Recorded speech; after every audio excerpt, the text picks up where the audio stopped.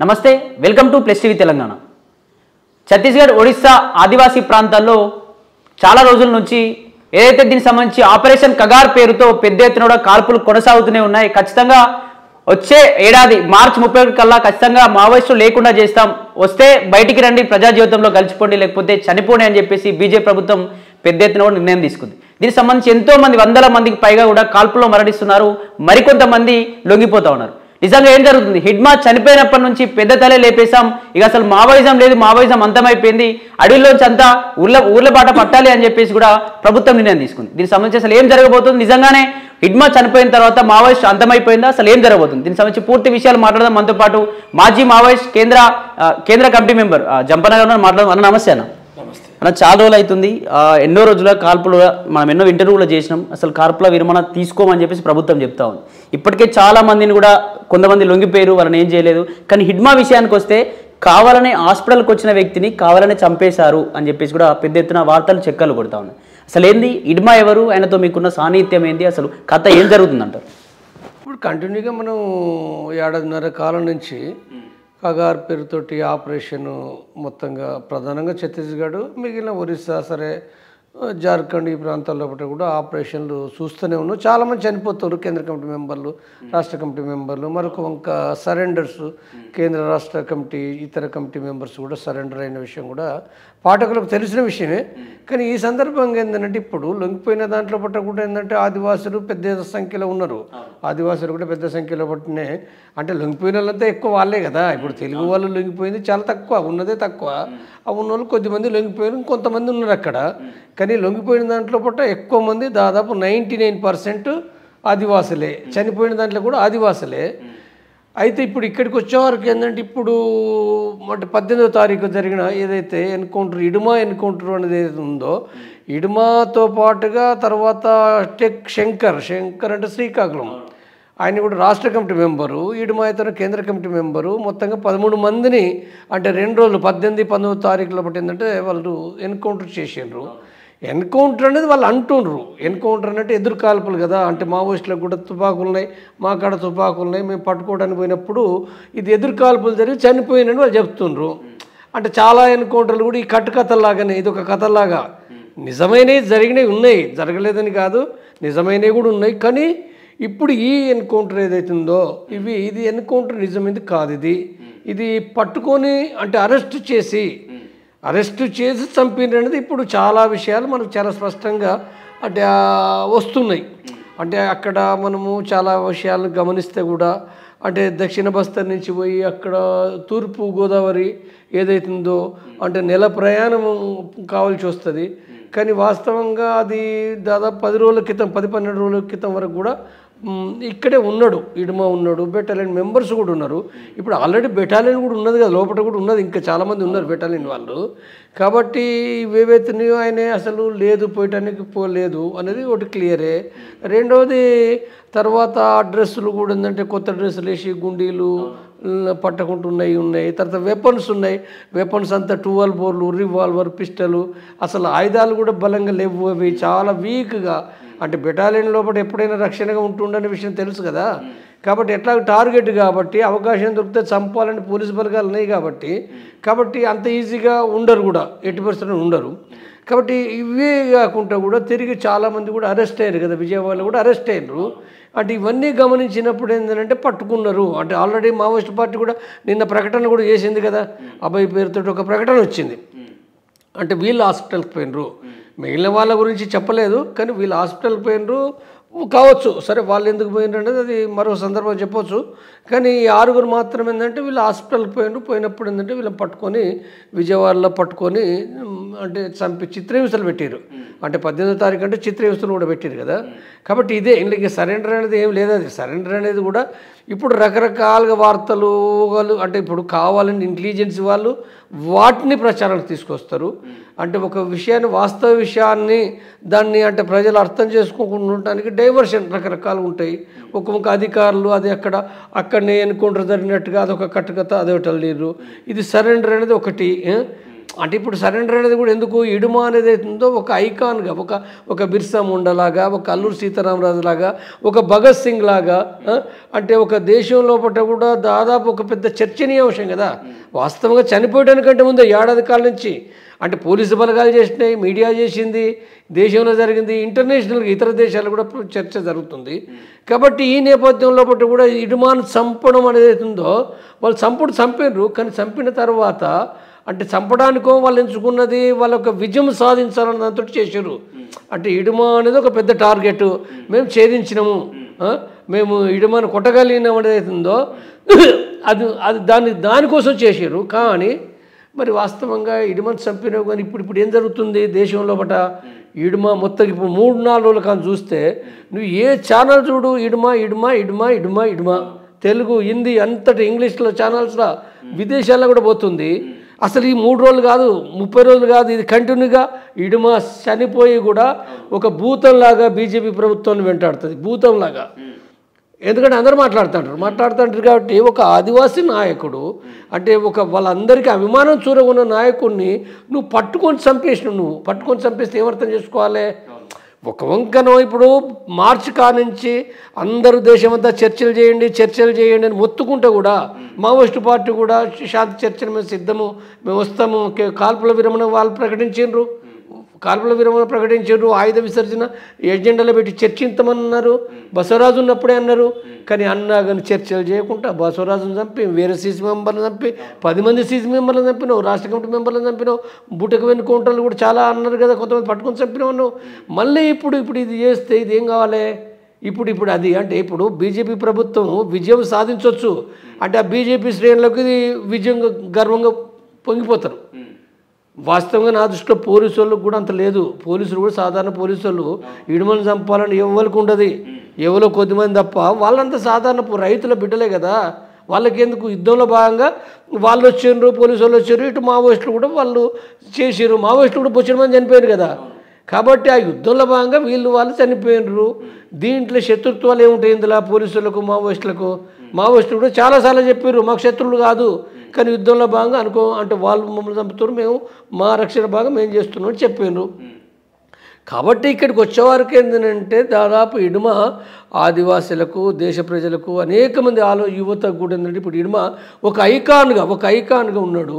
కాబట్టి అది అంటే చెప్పినా వినకుండా కూడా బీజేపీ ప్రభుత్వం చేయడం ఒక మొండితనం. అది ఒక రకంగా ఏంటంటే దాని ఫలితం ఏంటంటే అది ఆ వ్యతిరేకత పెరుగుతుంది. అది అంటే అన్న ఇప్పుడు మనం చాలా రోజులుగా కూడా వార్తల్లో కొన్ని సంవత్సరాల నుంచి 2-3 సంవత్సరాల నుంచి కూడా ఇడ్మా కోసం వెతుకులాట జరుగుతుంది. ఇడ్మా పలానా ప్రదేశంలో చాలా వార్తల్లో విన్నాం, ప్రభుత్వాలు కూడా చాలా మాట్లాడినాయి, పెద్ద తల దీన్ని లేపేయాలి ఫస్ట్ అని చెప్పేసి. అంటే అంత పెద్ద క్యాండిడేట్ అతను చెప్తే చాలా ఆదివాసీలు వింటారా, లేకపోతే ఏంది అసలు అతని యొక్క చరిత్ర ఏంటి? ఇప్పుడు చరిత్ర అంటే ఇప్పుడు లాస్ట్ సీసీ మెంబరు సెక్రటరీ, దాదాపు సంవత్సరంన్నర 2024 నుంచి ఆయన సీసీ మెంబర్ సెక్రటరీ. కానీ ఆయన యొక్క అంటే ఇప్పుడు ఆయన పార్టీలోకి వచ్చింది కూడా 97లో వచ్చిండు. 97 అంటే 28 సంవత్సరాల నుంచి పార్టీలో పనిచేస్తుండు. 28 అంటే ఒకప్పుడు అంటే ఆయన పుట్టింది కూడా ఏంటంటే 1981 లోపల జన్మించిండు అని అంటారు. 81 కాదు 76 లోపల జన్మించిండు అని అంటారు.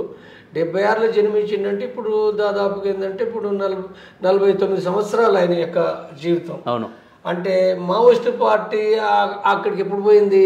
45 ఏళ్ల కింద 1980లో పోయింది. 45 సంవత్సరాల క్రితం పోయింది. 1980 లోపల అప్పుడు దండకారణ్యం అంటే ఏటు ములుగు అడవి, తర్వాత ఆదిలాబాద్కు, తర్వాత తూర్పు గోదావరికి, తర్వాత బస్తర్కు అంటే ఈ 5 దళాలు పంపినప్పుడు బస్తర్ అనేది కూడా ఇప్పుడు వీళ్ళ ఊరు పువ్వర్తి కదా, దక్షిణ బస్తర్, ఇదంతా ఒకటే జిల్లా ఉండే. అప్పుడు పోయినప్పుడు ఏంటంటే ఇప్పుడు ఖమ్మం బార్డరే కదా, ఇది పువ్వార్ అనేది బార్డరే. కాబట్టి ఏంటంటే వీళ్ళ గ్రామాలు కూడా మొదటి నుంచి ఆర్గనైజ్ అయిన గ్రామాలు. అంటే ఒకప్పుడు అంటే ఆర్గనైజ్ అయినప్పుడు అంటే ఆయన ఇప్పుడు మనం దాన్ని లెక్కేసుకుంటే అంటే ఆయన వయసు అంటే పార్టీ ఆనాటికి పోయేనాటికి ఆయనకి 5 సంవత్సరాలు 6 సంవత్సరాలు చిన్నపిల్లగాడు ఉంటాడు. అప్పుడే బహుశా వాళ్ళు అంటే గ్రామాలకు అన్నాడు మొత్తం ఊరు మొత్తాన్ని పోతారు కదా, అక్కడ పోయి ఇంకేదో రహస్యం కాదు, పోయి ఊళ్ళో మొత్తం పొద్దునైనా రాత్రి అయినా మీటింగ్లు పెట్టేది కాబట్టి ఆ చిన్నప్పటి నుంచి ఆయనకు ఒక రకంగా దళం కడిపోవడం పిల్లగాళ్ళు అందరూ వస్తారు చిన్నప్పుడు కూడా ఎక్కడైనా. కాబట్టి వాళ్ళకి అక్కడి నుంచి ఏంటంటే ఉగ్గుపాలతోటే ఒక రకంగా చెప్పాలంటే మావోయిస్టు పార్టీ పాటలు, తర్వాత రాజకీయాలు, మాటలు ఇవన్నీ కూడా అబ్బుతాయి కదా. ఇక ఎక్కడైనా దళం పోయిందనంటే వస్తారు, ఊళ్ళో పిల్లగాళ్ళు అందరూ వస్తారు, చిన్న పిల్లగాళ్ళు అందరూ వస్తారు, ముసలోళ్ళు వస్తారు, మహిళలు వస్తారు. కాబట్టి అట్లా అక్కడి నుంచి స్టార్ట్ అయ్యి ఆయనకు అంటే ఆలోచన చిన్నప్పటి నుంచి చెప్పడం. సరే 5th చదువుకున్నాడు, 5th చదువుకొని కూడా ఏంటంటే మళ్ళీ తిరిగి పార్టీలకు వచ్చిండు ఆయన. అంటే వాళ్ళ ఊరు కూడా సంఘం కదా, మొదటి నుంచి సంఘము. అంటే గిరిజన ఆదివాసీ సంఘం ఉంది, మహిళల సంఘాలు ఉన్నాయి, బాలల సంఘాలు ఉన్నాయి. జనతల సర్కార్ కూడా వాళ్ళు ఎప్పుడో పెట్టారు. జనతలు అంటే రాజ్యం అనేది ఎట్లా ఉండాలి, అంటే అభివృద్ధి ఎట్లా చేయాలి అనేది అట్లుంది. కాబట్టి ఆయన అక్కడనే అంటే ప్రతి దాంట్లో కూడా అంటే పాల్గొంటూ ఆయన అది కొనసాగింది అది. కాబట్టి ఈ పరిస్థితిలో అంటే ఆయన డెవలప్ అయ్యి ఆయన ఎప్పుడు వచ్చిండు 1997 లోపట పార్టీ లోపల రిక్రూట్ అయ్యిండు. రిక్రూట్ అయ్యి అదే దక్షిణ బస్తర్ లోపల కూడా ఇప్పుడు వాళ్ళు చెప్పారు కదా, దక్షిణ బస్తర్ లోపల దళ సభ్యుడిగా, తర్వాత అక్కడి నుంచి గడిచురుడి అంటే మంచి మహారాష్ట్ర, అది ఇది ఛత్తీస్గఢ్ అయితే మహారాష్ట్ర పక్కకి కాబట్టి అక్కడ కూడా పనిచేసిండు. తర్వాత మళ్ళీ ఇదే దక్షిణ బస్తర్కి వచ్చిండు, అక్కడ డివిసి మెంబర్ అయ్యిండు, తర్వాత ప్లాటూన్ కమాండర్ అయ్యిండు. అంటే అప్పటి వరకు ఏంటంటే ప్లాటూన్లు అయ్యేంత వరకు ఏంటంటే ఆర్గనైజేషన్ అంటే ప్రజల్ని ఆర్గనైజ్ చేయడానికి ఆయన పనిచేశాడు. ప్రజల లోపల అంటే ఇప్పుడు ప్రజలు ఎట్లా కూడగట్టాలి, ప్రజల బాధలు ఏంటి, ఆయన అవన్నీ తెలుసు కాబట్టి పార్టీ చెప్పిన అవగాహన, రాజకీయ అవగాహన నేర్చుకుంటూ అక్కడ సంఘాలు పెట్టడం, ప్రజా ఉద్యమాలు కొనసాగించడం అనేది చేసిండు. అప్పటిదాకా అంటే మిలిటరీగా అంత అంటే కొంత అవగాహన ఉన్నప్పటికీ అంత పెద్దగా లేదు. కానీ తర్వాత ప్లాటూన్ ఎప్పుడైతే ఏర్పాటు చేసిండ్రో, ఏర్పాటు చేసినాక అంటే 2004-05 ప్రాంతంలో కూడా ప్లాటూన్ కమాండర్ అయ్యిండు. తర్వాత అక్కడ కొన్ని యాక్షన్స్ చేశారు. యాక్షన్స్ అంటే ముందు వీళ్ళు కాదు, పోలీసులు చంపిన బొచ్చాడు ఉన్నాయి కదా ఇప్పుడు. అంటే ఈయనే అంటే ఇక్కడ పార్టీ కూడా పీపుల్స్ వార్ చేసినవి ఎన్నో ఉన్నాయి, మావోయిస్ట్ పార్టీ. ఈయన కూడా అక్కడ ఒక యాక్షన్ చేస్తే విజయవంతమైంది. విజయవంతమైన తర్వాత ఈయన కొంత టాలెంట్ ఉంది, మిలిటరీ టాలెంట్, మిలిటరీ ఇంట్రెస్ట్ ఉంది, కొంత గట్టిగానే దానిపైన శ్రద్ధ పెట్టి ఉన్నాడు. కాబట్టి అప్పుడు ఒక కంపెనీ కమాండర్ చేయడము, తర్వాత మళ్ళీ బెటాలియన్ కమాండర్ చేయడం కూడా జరిగింది. బెటాలియన్ అనేది 2009 డిసెంబర్ 2వ తారీఖు ఏర్పాటు చేశారు. అంటే ఆ సందర్భం కూడా నేను పోయినా, నేను అక్కడికి నేను అంటే సిసి మెంబర్ గా నేను సిఎంసి మెంబర్ కూడా. కాబట్టి సిఎంసి మెంబర్ గా కూడా నేను సిఎంసి తరఫున సందేశం ఇవ్వడానికి నేను పోయి హిందీలో మాట్లాడినా. అంటే నాకు కోయా అంతగా రాదు, అంటే హిందీలో నేను మాట్లాడినా. తర్వాత అక్కడ కలిసిండు, మాట్లాడినా. తర్వాత నేను ఆ తర్వాత కూడా కలిసినాం. అంటే చాలా రోజులు కూడా కలిసే ఉన్నాం. అంటే ఇడుమా జీవిత చరిత్ర ఏదిందో ఆ తర్వాత చాలా యాక్షన్లు గమనిస్తే ఏంటంటే అంటే చాలా యాక్షన్లు అంటే మావోయిస్ట్ పార్టీ చేసినవి చాలా ఉన్నాయి. ఒరిస్సాలో చేసారు, జార్ఖండ్లో చేసారు, తెలంగాణ చేసారు, ఈ మధ్యప్రదేశ్లో చేసారు. ఇవన్నీ ఆయన కాదు కదా. అంటే ఎక్కడ యాక్షన్ చేసినా ఇడుమా పేరు అనేది కరెక్ట్ కాదు. అది తర్వాత ఇడుమా చేసినవి కూడా ఏంటంటే 2005-6 కంటే ముందు, 6-7 కంటే ముందు దక్షిణ బస్తర్లో వేరే వాళ్ళు చేశారు. దక్షిణ బస్తర్లో ఆయన బెటాలియన్ అంటే దక్షిణ బస్తర్లో అంటే మళ్ళీ దక్షిణ బస్తర్లో చేసినవి ఆయనే అని కూడా కాదు, మళ్ళీ మిలిషియా వాళ్ళు చేసిన వాళ్ళు, ప్లాటూన్స్ చేసినవి ఉన్నాయి, కంపెనీ చేసినవి ఉన్నాయి. తను ఇక్కడ కొన్ని యాక్షన్స్ లో కొన్ని చేసిండు. సరే ఎన్ని సంఖ్య ఏంటి మనకు అనవసరం. అది అన్ని ఈ లెక్క అన్ని చంపడానికి ఇప్పుడు ప్రచారం అందరు చంపడానికి ఈయన కార్యకుడు అనేది అది పచ్చి అబద్ధం ప్రచారం. అది కరెక్ట్ కాదు. సరే ఇడుమా కూడా ఏంటంటే ఆయన కొంత టాలెంట్ ఉన్నది. ఆయన కొంత దానిపైన మిలిటరీ విషయాలపైన కూడా ఒక కేంద్రీకరించి అంటే ఆయన ఎట్లా ఉంటుంది అంటే నేర్చుకునే కాడ కూడా శ్రద్ధగా నేర్చుకోవడం ఉంటుంది. అది రాజకీయాలైనా, మిలిటరీ అయినా, లేదా భాష నేర్చుకున్నాడైనా. ఉదాహరణకు హిందీ భాష ఉంది, ఇప్పుడు ఆయనకు కోయ భాష కదా అక్కడ. హిందీ అనేది అందరు ప్రజలందరూ మాట్లాడరు కదా. హిందీ భాష ఆయన పట్టుబట్టి నేర్చుకున్నాడు ఆయన.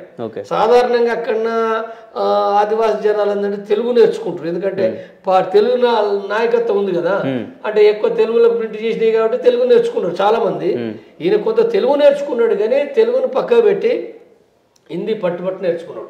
ఎందుకంటే దేశం అంతా కూడా అర్థం కావాలంటే హిందీ నేర్చుకోవాలి కానీ దాంతో ఆయన పట్టుబట్టి హిందీ నేర్చుకున్నాడు. హిందీ పుస్తకాలు చాలా చదువుతాడు, మంచి అర్థం చేసుకుంటాడు, రాస్తాడు, అంత మంచిగానే రాస్తాడు ఆయన. కాబట్టి అట్లా నేర్చుకున్నాడు, ఈ భాష నేర్చుకున్నాడు. మిలిటరీ విషయాలపైన కూడా ఏంటంటే ఆయన శ్రద్ధ పెట్టి నేర్చుకోవడము. అట్లా ఆయన అంటే యుద్ధం చేయాలనుకుంటే కూడా ప్రతి విషయాన్ని అంటే గ్రహించాలి, చాలా అర్థంగా సూక్ష్మంగా అర్థం చేసుకోవాలి. శత్రు బలాన్ని ఏందో అర్థం చేసుకోవాలి, మన బలాన్ని అర్థం చేసుకోవాలి, అక్కడ ప్లాన్ ఏం చేయాలి, అంబుష్ ఎట్లా చేయాలి, ఎట్లా రైడ్ చేయాలి అనేది ఉందో అనేక విషయాలు, ప్రతి చిన్న విషయాన్ని కూడా దాన్ని అర్థం చేసుకుంటూ దానికి తగినట్టు కూడా అక్కడ తన కేడర్ బెటాలియన్ కంపెనీ ఏదైతుందో వాళ్ళను సిద్ధపరచడం, మోటివేషన్ చేయడం చేస్తూ ఏంటంటే దాన్ని సక్సెస్ చేయడం. అంటే ఆ సక్సెస్ చేసేటప్పుడు కూడా ఎంత అంటే అదిగా ఉన్నప్పుడు కూడా ఏంటంటే దాన్ని అంటే ఆ రకంగా దాన్ని అంటే విజయవంతం చేయాలని దాంతో కూడా ఏంటంటే అది ఉంటుంది. అంటే ఆ రకంగా ఆయన చేసి చాలా యాక్షన్లు సక్సెస్ అయినాయి. అది అంటే ఇప్పుడు నష్టాలు కూడా తన కళ్ళ ముందట కూడా శవాలు అంటే మావోయిస్టు పార్టీ శవాలన్నప్పటికీ తిరిగి వెనుకని చేయడం కాకుండా అయినప్పటికీ ఖచ్చితంగా ఏదేమైనా వాటి మధ్యలో ఒకటి కూడా దాన్ని విజయవంతం చేయాలని దాంతో సభ్యులకు చెలవు మనం చేయాలి, వెనక్కి పోవద్దు, మనం ముందుకు పోవాలి, వాళ్ళు ఎంత బలగాలను ఉండని మనం తప్పనిసరిగా మనం దాన్ని వచ్చేయాలని దాంతో ఏంటంటే ఆయన ఆ రకంగా మోటివేషన్ చేసేది, సక్సెస్ చేసి చాలా ఉన్నాయి. అట్లా చాలా పేరు వచ్చింది. అంటే ఇప్పుడు అక్కడ దండకారణం లోపల కూడా ప్రజానీకం లోపల కూడా అంటే చాలా వాటిని ఆయన సక్సెస్ చేస్తుండు, చాలా గట్టి లీడరు అంటే మిలిటరీ పరంగా అనేది ఉంది. తర్వాత పార్టీ కేడర్ తోటి కూడా కలిసి ఉండడం కూడా ఉన్నది కాబట్టి అందరితోటి కలిసి ఉండడం, మాట్లాడడం, కష్టపడము, అంటే ఒక పట్టుదల కూడా, ఒక మనిషి పట్టుదల కూడా ఏంటంటే అనుకున్న దాన్ని ఖచ్చితంగా చెయ్యాలని దాంతో ఎంటబడి ఆ పని చేయడం అనేది ఉందో అది ఉంది. కాబట్టి ఈ రీతి ఏంటంటే అక్కడ డీకే ప్రజానీకంలో కానీ కేడర్లో కానీ ఒక అభిమానం చూరగన్నాడు. ఆ చూరగన్నాడు కాబట్టి ఆయన సెక్రటరీ, డీకే సెక్రటరీ సీనియర్ కూడా ఉన్నారు. సీనియర్ కాకుండా కూడా మరి ఆదివాసీ మళ్ళా ఆదివాసీల సీనియర్స్ ఉన్నారు, నాన్ ఆదివాసీలు కూడా ఇడుమాకంటే సీనియర్లు ఉన్నారు, 15 ఏళ్ళు సీనియర్లు ఉన్నారు వాళ్ళు. కానీ వాళ్ళు కాలే, ఇడుమా సెక్రటరీ అయిండు, సిసి మెంబర్ కూడా అయిండు. కాబట్టి ఆయనే అంటే మొత్తంగా చూసినప్పుడు ఈ కాలం లోపల అంటే 25 సంవత్సరాల లోపల ఆయన అభివృద్ధి అయిన తీరు ఏదైతుందో అంటే ఆ మావోయిస్టు పార్టీ రాజకీయాలు నేర్చుకొని అభివృద్ధి అయిందో అది చాలా ఒక అదిగా ఉంటుంది. తర్వాత ఆదర్శంగా కూడా తీసుకుంటారు ఇడుమ ఉండే పద్ధతి కానీ జీవితం కానీ ఇవన్నీ అక్కడ కేడర్కు ఒక ఆదర్శమైన జీవితం ఉంటుంది. అయితే ఆయన ఇప్పుడు ఆదివాసీ అన్నట్టు ఇప్పుడు ఇక్కడ చెప్పాల్సిందంటే ఆదివాసీ నాయకుడే, కానీ ఆదివాసీల కోసమే ఆయన చేయలే. మావోయిస్టు పార్టీ కూడా ఆదివాసుల కోసమే కాదు, మొత్తంగా భారత విప్లవం కోసం కదా వాళ్ళు చేసింది. నూతన ప్రజాస్వామ్య విప్లవం అన్నారు కదా. ఇక్కడ కులాలు వద్దు, మతాలు వద్దు, అసమానతలు వద్దు, అన్యాయాలు వద్దు, అణచివేతలు వద్దు, పెట్టుబడిదారులు దోపిడొద్దు, భూస్వాములు దోపిడొద్దు అన్నారు. కాబట్టి ఈ దోపిడికి వ్యతిరేకంగా ఒక శ్రమజీవుల రాజ్యం రావాలి అనే విషయాన్ని వాళ్ళు మొదటి నుంచి చెప్తుండ్రు. ఇడుమా కూడా అదే రాజకీయాన్ని నేర్చుకొని ఆయన ఒక ఓన్లీ ఆదివాసుల కోసమే కాదు, భారత విప్లవానికి ఒక నాయకుడిగా ఆయన అభివృద్ధి అయిన తీరే తప్ప మరొకటి కాదు అది. కాబట్టి అది మావోయిస్టు పార్టీ ఇక్కడ అలాగే బయట కూడా ఎక్కువగా వినిపిస్తున్న అంశం ఏంటంటే ఏదైతే ఈ మావోయిస్టు పార్టీ అనేది ఆదివాసీలు దళితుల చేతిలోకి వచ్చింది కాబట్టి కాల్పులు ఇప్పుడు మొదలుపెట్టిరు. ముఖ్యంగా ఇందులో బ్రాహ్మిన్స్ అయినటువంటి మల్లోజుల కావచ్చు, అలాగే ఏదైతే ఆశనలు రిలీజ్ అయిపోయిన తర్వాత వాళ్ళు లొంగిపోయిన వాళ్ళని ఏం చేయలేదు కాబట్టి దళితులు గిరిజనులు లొంగిపోవడానికి వెళ్ళినా చంపేస్తుంది ప్రభుత్వం, ఇలా కూడా వర్ణ విభేదాలు చూస్తున్నారని చెప్పేసి ఇటువంటి వార్తలు బాగా సర్క్యులేట్ అవుతాయి. అట్లాంటి ఏమైనా ఉంటుందన్న ఇందులో? కాదు అంటే మనకి అన్న కనీసం ఈ వార్తగానే ఉంటున్నాం, ఎవరు ఏదైనా రావచ్చు.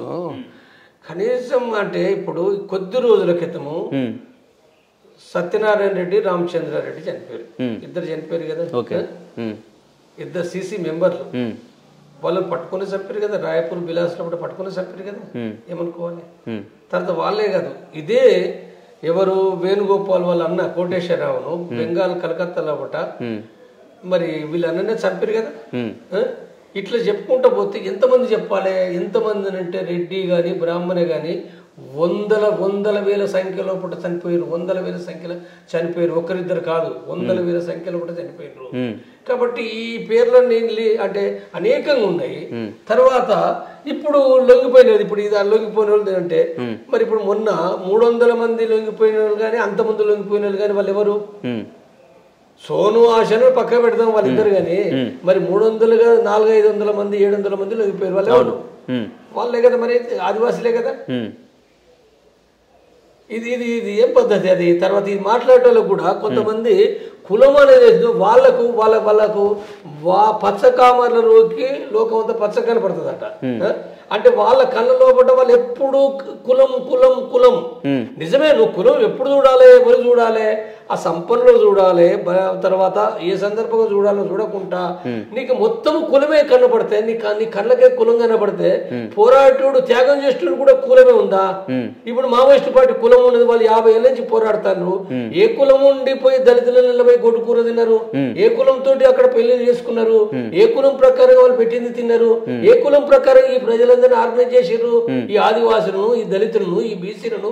మరి వీళ్ళనే కదా ఆర్గనైజ్ చేసింది. మరి వీళ్ళని ఆర్గనైజ్ చేయకపోతే 50 ఏళ్ళ కంటే ఎందుకున్నది ఉద్యమం? అంటే వాళ్ళకి లేనిదాన్ని, వాళ్ళకి ఏ కులం కూడా లేనిది, అసలు వాళ్ళ కులం ఏందో వాళ్ళకి తెలియదంటే ఇప్పుడు ఆ పార్టీలో ఒకటే ఎవరు కులం ఏంటో ఎవరికి తెలియదు, ఎవరు చెప్పుకోరు. మరి అలాంటి వాళ్ళకు నువ్వు కులాన్ని నువ్వు అంట కడుతున్నావు. ఎవరిని అంటగట్టోళ్ళకు వీళ్ళకి ఏమైనా కనీసం అంటే మరి జ్ఞానం లేదా కావాలని చేస్తున్నా? ఇప్పుడు ఏంది పరిస్థితి? హిడ్మా లొంగిపోయిన తర్వాత అయిపోయింది, మావోయిస్టు పని కథం అయిపోయింది, మావోయిస్టు అందరూ కూడా లొంగిపోవాలి లేకపోతే చనిపోవాలని చెప్పేసి మాట్లాడుతుంది. అయిపోయినట్టనే ఇప్పుడు మొత్తం దీనికి సంబంధించి మావోయిస్టు అందరూ కాలేయాల్సిన అవసరం ఉందా? అసలు ఏం జరగబోతుంది నెక్స్ట్? ఎందుకు వస్తుంది హిడ్మా అనేది ఏందో అనేక మంది సీసీ మెంబర్లు కూడా ఇప్పుడు కొత్తగా తీసుకున్న ఒక మెంబరే అని చాలా సీనియర్ మెంబర్స్ సీసీ మెంబర్లు ఉన్నారు కదా. అనేక మంది ఉండగానే పార్టీ అయిపోయిందని ఎట్లా ప్రచారం? ఎవరు చెప్తుండ్రు మీడియాకు? గణపతి ఉన్నాడు, దేవ్జీ ఉన్నాడు, మల్లరాజు రెడ్డి ఉన్నాడు, గణేష్ ఉన్నాడు, తర్వాత సాగర్ ఉన్నాడు, జనార్దన్ జీ ఉన్నాడు. ఇంకా కొత్త సీసీ మెంబర్ ఎంతమంది తీసుకుంటారో మనకు తెలియదు. 15 మంది ఉందా 20 మంది ఉందో మనకు తెలియదు. ఇంకా అనేక మంది సీనియర్ రాష్ట్ర కమిటీ మెంబర్లు ఉన్నారు. ఇడుమా అయిపోగానే అంటే పార్టీ చెప్పలేదు, ఎక్కడ చెప్పలేదు, ఊహాగానాలు ఏంటంటే ఇడుమా పోగానే ఇడుమానే మొత్తం పార్టీ అన్నట్టుగా. ఇడుమా నాయకుడే, మంచి నాయకుడు, కానీ ఒక నాయకుడు చనిపోగానే పోయిందనంటే ఎట్లా? బసవరాజ్ అనే సెక్రటరీ చనిపోతే కూడా పార్టీ పోలేదు అన్నారు కదా. లేకపోతే సోను లేదా ఆశన్న 300 మంది కూడా వెళ్ళిపోతే కూడా పార్టీ పోలేదు అన్నారు కదా. సైన్య పోరాటమే చేస్తామన్నారు కదా వాళ్ళు. కాబట్టి ఇది తప్పుడు ప్రచారం. ఇది నష్టం ఉంటుంది తప్పనిసరిగా. ఇడుమా మూలంగా నష్టం ఉంటుంది, బసవరాజు మూలంగా నష్టం ఉంటుంది, వెళ్ళిపోయిన వాళ్ళ మూలంగా నష్టం ఉంటుంది, లొంగిపోయిన వాళ్ళ మూలంగా నష్టం ఉంటుంది. కాబట్టి దీని నుంచి ఏంటంటే పార్టీ పోయింది అనేది ఉందో అది కరెక్ట్ కాదు. అది వాళ్ళ పార్టీ ప్రజలున్నారు, దానికి ఆ మేరకు ప్రజలున్నారు. సరే కొంత దెబ్బతిన్నప్పటికీ ప్రజలున్నారు, పార్టీ ఉంది. ఒరిస్సాలో ఉంది, ఛత్తీస్గఢ్లో ఉంది, జార్ఖండ్లో ఉన్నారు, మధ్యప్రదేశ్, మహారాష్ట్ర ఉన్నారు.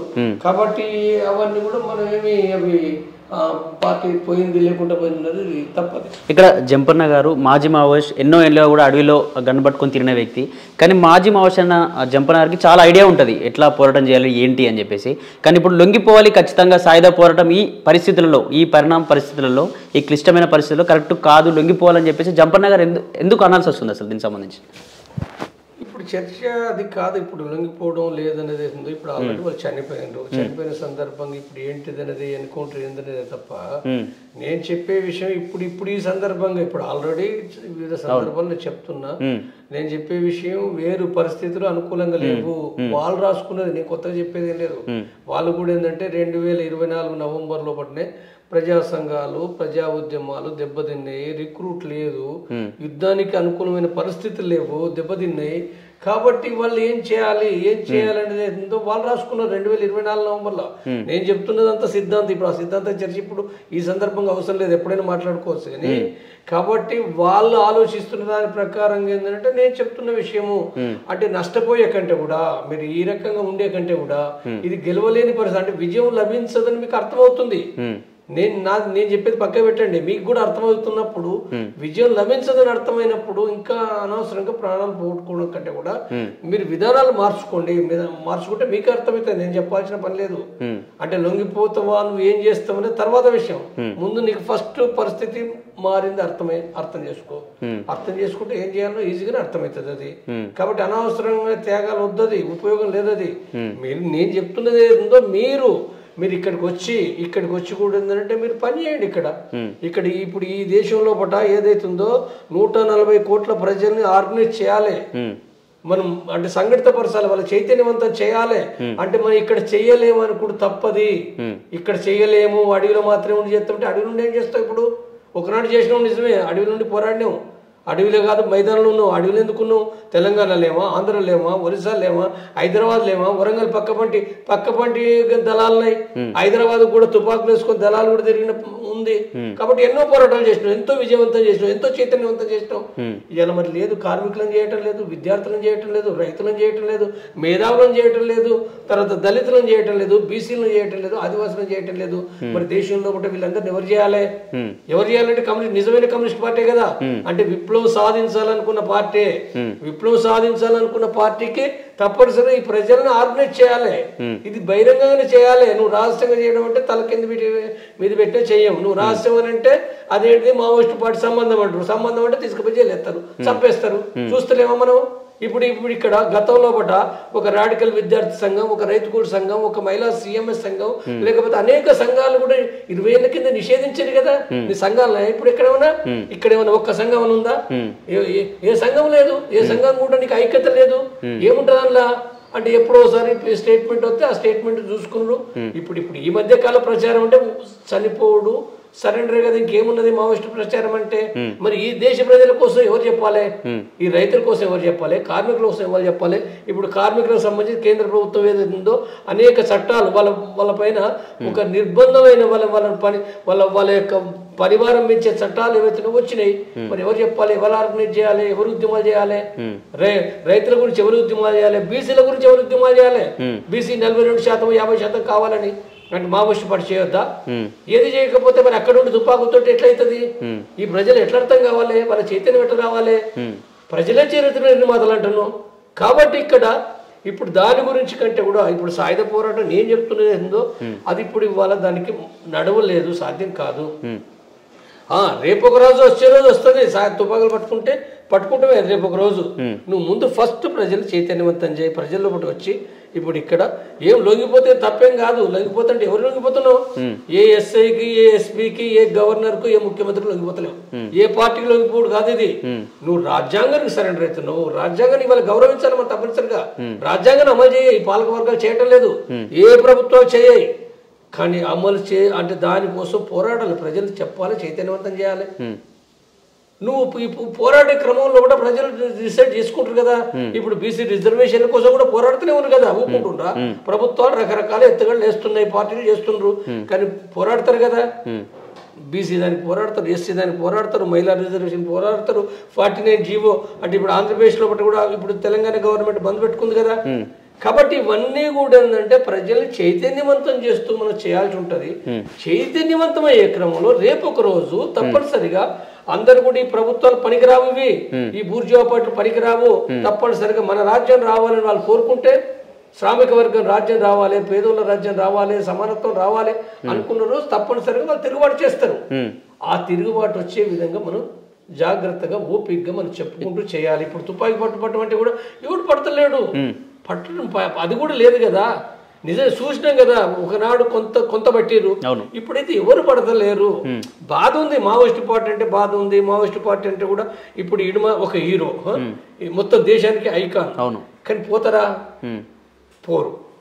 సోషల్ మీడియాలో ఉన్నది అయితే ప్రశ్నిస్తారు ఓరు. కానీ సోషల్ మీడియాలో తప్పనిసరిగా యూత్ ఏదైతే ఉందో అందరు ఆలోచిస్తున్నారు, ఎందుకు చంపింది ఇడుమని చంపడం ఏదైతుందో అంటే ఒక ప్రజల కోసం పనిచేసిన నాయకుడిని వీళ్ళందరూ కూడా మావోయిస్టు ప్రజల కోసం పనిచేస్తున్నారు, త్యాగం చేస్తున్నారు.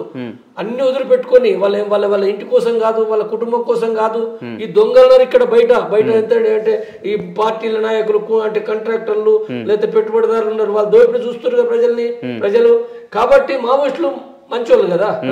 కాబట్టి ఈ అర్థంలో ఒకటి ఏంటంటే వాళ్ళు అంటే ఇది ఇడుమా నుంచైనా మావోయిస్ట్ నుంచైనా నేర్చుకుంటారు. కానీ నేర్చుకుని ఎట్లా నేర్చుకుంటారు? ఇప్పుడు తుపాకీ పట్టరు, వాళ్ళు పట్టే పరిస్థితి లేదు. నువ్వు ఏమన్నాను అభిమానిస్తారు మావోయిస్టులు అంటే మంచోళ్ళే, కానీ తుపాకీ పట్టంటే ఇప్పుడు పోదరా? ఎవ్వరు పోరు. ఎందుకంటే ఇప్పుడు సెల్ ఫోన్ కావాలి, సైకిల్ మోటార్ కావాలి, గర్ల్ ఫ్రెండ్ కావాలి. యూత్కి ఇదే కదా కావాల్సింది, సినిమాలు కావాలి. ఇప్పుడు అడవిలో పోయి అక్కడ పోయి ఏంటంటే ఆ కష్టాలు పడతాం అనుకుంటారా? పడరు. కాబట్టి ఇక్కడ చేస్తారు వాళ్ళు తప్పకుండా చేస్తారు, మాట్లాడతారు. కాబట్టి నువ్వు ఇక్కడ వచ్చి చెయ్యండి, చర్చించండి, మార్చాలి. ఇది తప్ప సరెండర్ అంటే ఏమీ లేదు. అందులో ఏం కోల్పోయేది లేదు, అవమానం కాదు. మీరు ఇక్కడికి వచ్చేసి ప్రజలు చైతన్యవంతం చేయండి. చేస్తే ఏంటంటే రేపు తప్పనిసరిగా మారుతుంది.